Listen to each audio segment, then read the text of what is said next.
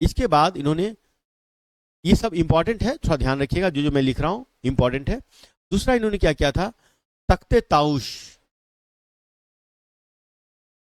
तख्ते ताउस, जो शाहजहां का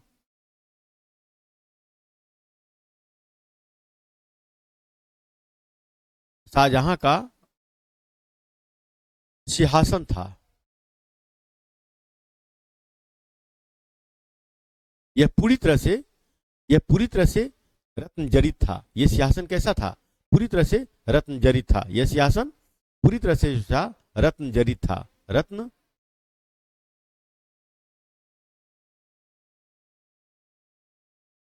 यह पूरी तरह से जो था रत्न जड़ित था, मतलब सोने चांदी हीरे मोती से जड़ा हुआ था, है ना, रत्न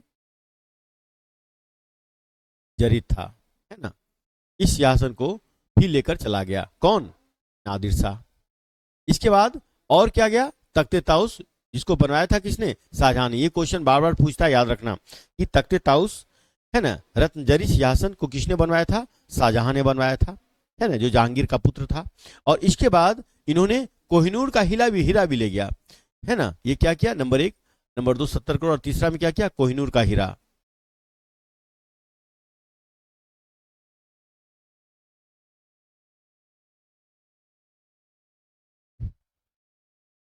कोहिनूर का हीरा जो भारत में था उसको भी ले गया। तो नादिर शाह ने भारत को बहुत क्षति पहुंचाई, है ना, आर्थिक दृष्टिकोण से बहुत क्षति पहुंचाई नादिर शाह। और कहा जाता है कि जब अपने राज्य गया लौटकर वापस फारस में, जब यह पहुंचा तो फारस में 3 साल के लिए पूरी तरह से टैक्स रहित कर दिया। फारस में 3 साल पूरी तरह टैक्स रहित टैक्स रहित कर दिया, मतलब टैक्स नहीं लिया, ठीक ना। क्या किया, टैक्स नहीं लिया।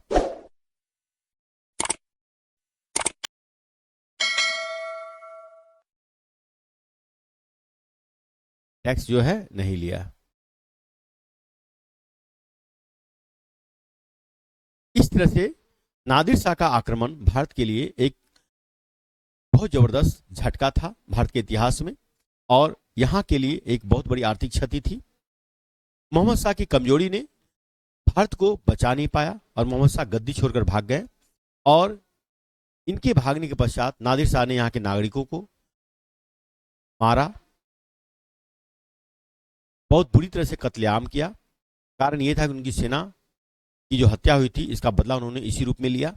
और इसके साथ साथ 70 करोड़ की संपत्ति लेकर गई, है ना। साथ में शाहजहां का तख्ते ताउस सिंहासन, रत्नजरी सिंहासन लेकर गया, कोहिनूर का हीरा लेकर गया। और इससे उन्होंने अपने क्षेत्र में फारस में 3 साल तक पूरी तरह से टैक्स नहीं लिया, टैक्स रहित कर दिया, है ना। तो ये था मोहम्मद शाह। मोहम्मद शाह के मरने के बाद एक शासक जो मैंने आपको बताया, अहमद शाह गद्दी पर बैठा। मोहम्मद शाह के मरने के बाद कौन बैठा गद्दी पर, अहमद शाह बैठा।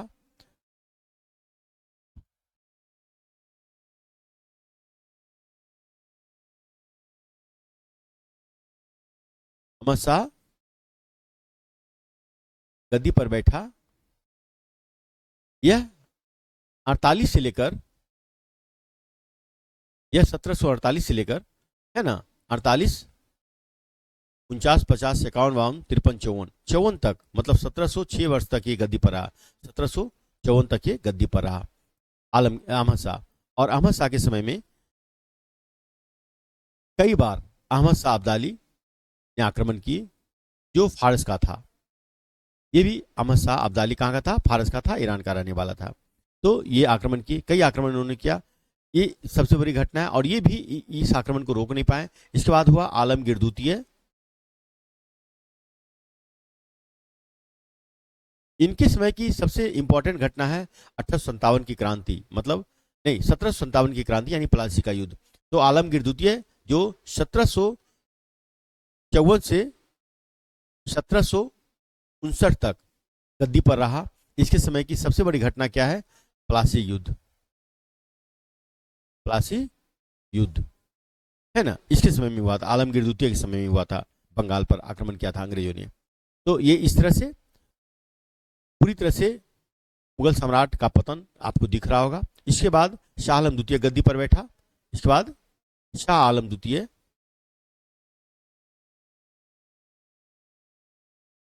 गद्दी पर बैठा और इसका शासनकाल रहा आपका 1759 से लेकर आपका 1700 नहीं 1800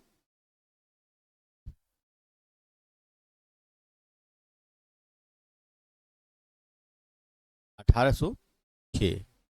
अब आपको पता होगा कि ये शाह आलम द्वितीय जो है, इसके समय में बक्सर के युद्ध हुए थे, आपको ये पता होगा। बक्सर के युद्ध होने के बाद, बक्सर के युद्ध हुए थे शाह आलम द्वितीय के समय में। शाह आलम द्वितीय की महत्वपूर्ण घटना क्या है? शाह आलम द्वितीय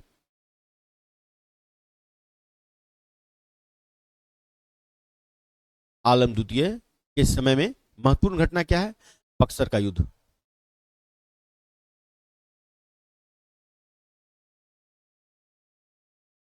और ये कब हुआ था? 1764 को हुआ था, 22 अक्टूबर, है ना, 22 अक्टूबर 1764 को हुआ था। इसके बाद क्या हुई थी? इलाहाबाद की संधि हुई थी।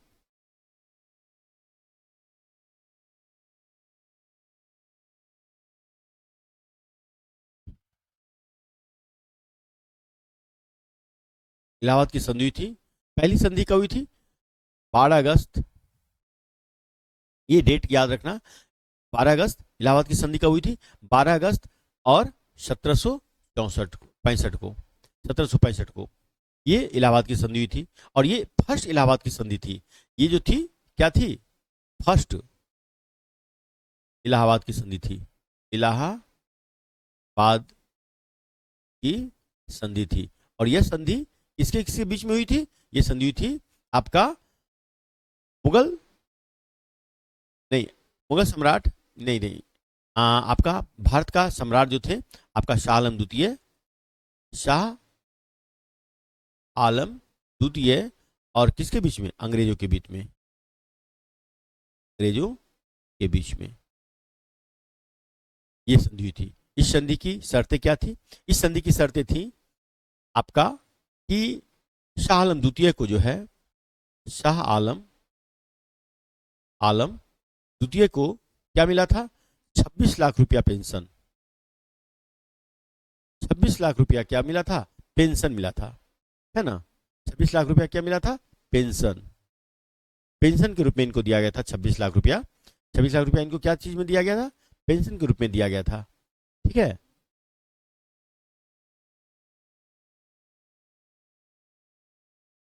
पेंशन के रूप में इनको 26 लाख रुपया दिया गया था। और साथ में ही इनको क्या दिया गया था? इनको दिया गया था आपका कड़ा और इलाहाबाद। कड़ा और इलाहाबाद जो जिला था इनको दे दिया गया था, मतलब इसी में इनको कैद कर दिया गया था, है ना। और इसको कैद मानिए या जो भी मानिए, लेकिन कड़ा और इलाहाबाद में इनको रहने के लिए, संरक्षण के लिए दिया गया था। और बदले में अंग्रेज ने इससे क्या लिया? बदले में अंग्रेज ने इससे लिया था कोलकाता, कलकत्ता, कलकत्ता, उड़ीसा और बिहार की दीवानी प्राप्त किया, है ना। कौन? अंग्रेजों ने। दीवानी मतलब राजस्व प्राप्त करने का अधिकार प्राप्त कर लिया, ठीक है ना। दीवानी का मतलब क्या होता है? दीवानी का मतलब होता है राजस्व, है ना, राजस्व वसूली का अधिकार किसने प्राप्त किया? अंग्रेज ने। तो इस तरह से शाह आलम द्वितीय के समय में ही अंग्रेज पूरे भारतवर्ष पर लगभग कब्जा कर लिया था। यह जो भारतवर्ष का सम्राट था, इसके नाम पर अब नाम मात्र का यह सम्राट रह गया। मात्र दिल्ली के कुछ किलोमीटर तक इनकी पहुंच रह गई थी। और अंग्रेज इनको जो है कलकत्ता, उड़ीसा और बिहार, कलकत्ता, उड़ीसा और बिहार की दीवानी प्राप्त कर लिया, है ना। और पूरी तरह से दिल्ली पर अंग्रेजों ने कितना किया? 1803 ईस्वी में क्या किया? दिल्ली पर दिल्ली पर अधिकार कर लिया।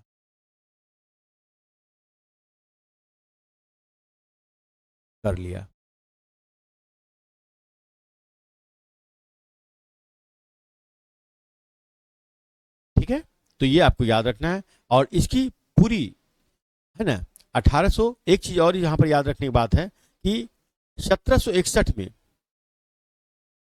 1700 1700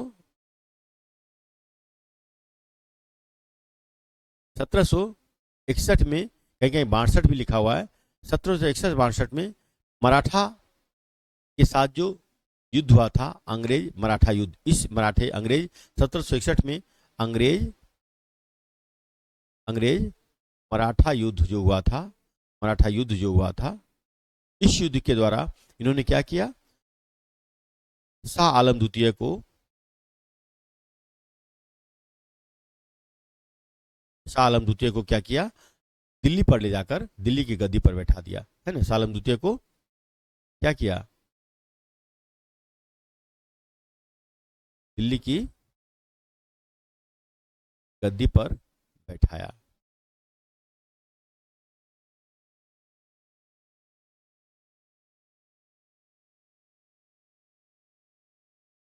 बैठाया कौन, कौन बैठाया, मराठा।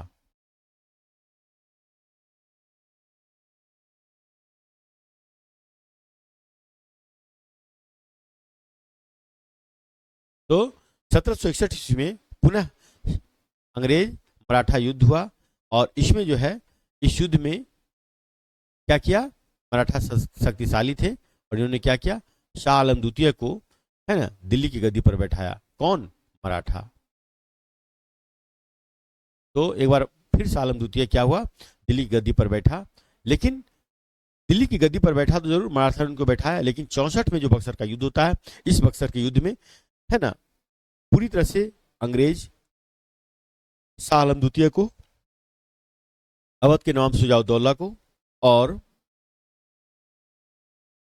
बंगाल के नवाब मीर कासिम को पराजित करता है, और 1803 में दिल्ली पर पुनः अंग्रेज अधिकार कर लेते हैं, और 1806 में इनकी मृत्यु हो जाती है। इनको, इनकी, शाह आलम द्वितीय का। तो 1806 में, 1806 में शाह आलम द्वितीय की मृत्यु हो जाती है।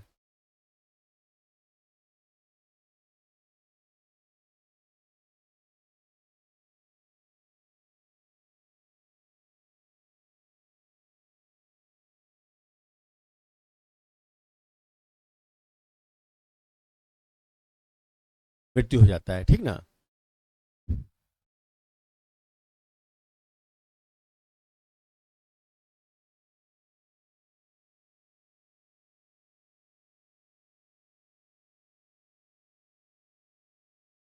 हो जाता है, ठीक है। तो इस तरह से आपका, आपको समझ में आ गया होगा कि मुगल सम्राट का पतन में उत्तराधिकारियों का बहुत बड़ा हाथ था, ठीक ना, जो, जिसमें महत्वाकांक्षी नहीं था, महत्वाकांक्षा की कमी थी, यह इसमें नेतृत्व करने की क्षमता नहीं था, इसे, यह भोग विलासी था, कमजोर थे, अय्याश थे, है ना, और दूरदर्शिता की कमी थी, जिसके कारण धीरे धीरे पूरी तरह से मुगल सम्राट, जो अपने जमाने में, है ना, ईर्ष्या का, अन्य राज्यों के लिए ईर्ष्या का एक विषय था, वह मुगल सम्राट धीरे धीरे समय समय समाप्त होता चला गया। और इस तरह से यहाँ से आप जो भी देखेंगे, है ना, फिर आपकी स्थिति आप देखेंगे कि मुगल सम्राट का स्थिति इससे भी बदतर होती चली गई, और पूरी तरह से दिल्ली पर जब अंग्रेजों का कब्जा हो गया, तो मुगल सम्राट लगभग पतन की स्थिति में पूरी तरह समाप्त होने की कगार पे आ गई। तो आज हम आपको एक टॉपिक खत्म कर दिए हैं, और ये टॉपिक था मुगल सम्राट का पतन, ठीक है। अब यहां पर एक विषय और आता है, एक विषय ये आता है कि ये तो हमने आपको कंटेंट के साथ आपको मैंने बताया कि डेट के साथ जो एग्जाम में पूछे जाते हैं ये, लेकिन अगर आप इसको मेंस में लिखेंगे तो आपको ये सारे पॉइंट तो देने ही पड़ेंगे, लेकिन मेंस में आपको इसके बारे में बताना पड़ेगा कि मुगल सम्राट, अगर आप मेंस ऐसे कंपटीशन तैयारी कर रहे हैं जिसमें मेंस लिखे जाते हैं, तो अगर इसमें क्वेश्चन आते हैं कि मुगल सम्राट का पतन का क्या कारण था, उसमें आपको कई पॉइंट्स लिखने पड़ेंगे। जैसे पहला पॉइंट से आपको ये लिखना पड़ेगा कि उत्तराधिकारियों में नेतृत्व की कमी, सशक्त उत्तराधिकारियों का ना होना, जो मैंने आपको अभी बता दिया, एक पहला पॉइंट। दूसरा पॉइंट है आपका कि अपने राज से औरंगजेब को लगभग 25 वर्ष दूर रहना, अपनी राजधानी से लगभग 25 वर्ष अंग्रेजों को दूर रहना। औरंगजेब अपने, अब यहां से सुनिए, है ना, औरंगजेब, अब थोड़ा सा आपको विषय वस्तु को अच्छी जानकारी दें। औरंगजेब अपने समय का एक सशक्त मुगल सम्राट के रूप में जाना जाता था, लेकिन औरंगजेब जो है यह कट्टर सुन्नी मुसलमान भी था। इसके साथ इन्होंने, इनके जितने भी आगे के पूर्वज हुए, यह एक धर्म संप्रदाय थे, यह सभी धर्मों को समान रूप से देखते थे, चाहे वह अकबर हो, चाहे वह हुमायूं हो, चाहे वह जहांगीर हो या शाहजहां हो। लेकिन औरंगजेब में ऐसी प्रवृत्ति, ऐसी नीति नहीं थी। वह जब गद्दी पर आया तो उन्होंने मुसलमान भाइयों को सपोर्ट करना प्रारंभ किया। कट्टर सुन्नी मुसलमान था और हिंदू पर तरह तरह के टैक्स लगाना प्रारंभ कर दिए, धार्मिक टैक्स जैसे, है ना, जैसे आपका जजिया टैक्स हो गया, जैसे आपका धार्मिक टैक्स हो गया, पिलग्रिम टैक्स हो गया, जैसे इस तरह से। इनके अलावा हिंदू को मुसलमान बनने पर जबरदस्ती करना प्रारंभ कर दिया कि अगर आप मुसलमान नहीं बनते हो तो आपको, आपके साथ अच्छे बर्ताव नहीं किए जाएंगे। आपको सिख याद होगा, उन्होंने मरवा के उन पर भूसा भरवा दिया था। तो इस तरह से उन्होंने ऐसा किया था, है ना। इसके बाद इससे जो है जनता में औरंगजेब के खिलाफ अविश्वास बढ़ना शुरू हो गया। अपने आप को जनता सुरक्षित महसूस नहीं करने लगे और इनके जो भी दुश्मन थे, चाहे वह किसी भी राज्य में हो, उन दुश्मन का सपोर्ट में भारत की जनता खड़ा होने लगी।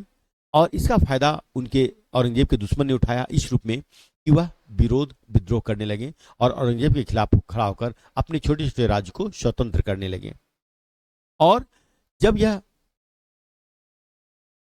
चलता गया तो इस स्थिति में औरंगजेब को अपने राज्य में रहना चाहिए, लेकिन औरंगजेब अपने राज्य से बहुत दूर दक्षिण भारत में था और लगभग यह कम समय के लिए नहीं था, 25 वर्ष, एक छोटा मोटा समय नहीं होता, यह 25 वर्ष के लिए यह अपने राज्य से अलग रहा, जिससे इनके राज्यों में जितने भी इनसे ईर्ष्या करते थे, जो भी इससे घृणा करते थे, जो भी अपना एक राज्य स्वतंत्र चाहते थे, वह क्या किए, अपने अपने राज्य को स्वतंत्र करना प्रारंभ कर दिया और इसके देखा देखी बहुत सारे राज्य स्वतंत्र होने लगे।